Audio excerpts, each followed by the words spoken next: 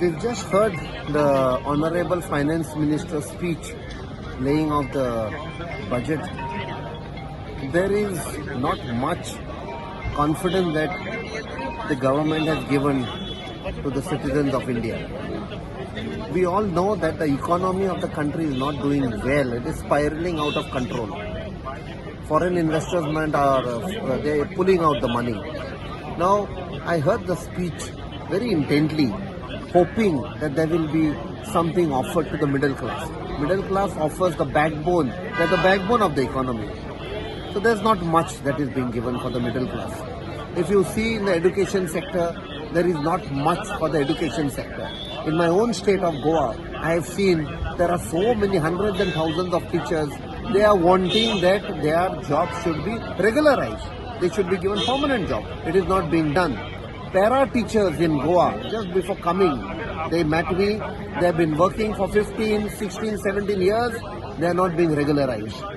So, education sector does not get much.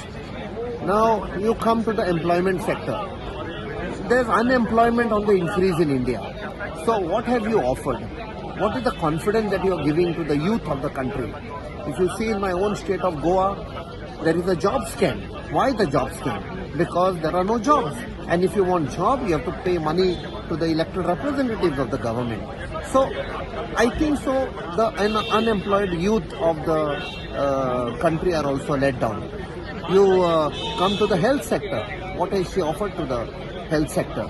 There's not much. She was boasting about women doing well in the armed forces and police.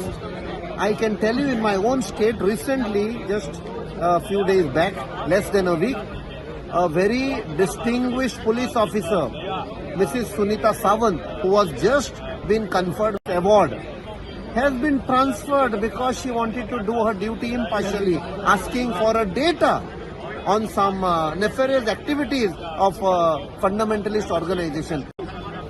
So overall, this government has let down the people of the country.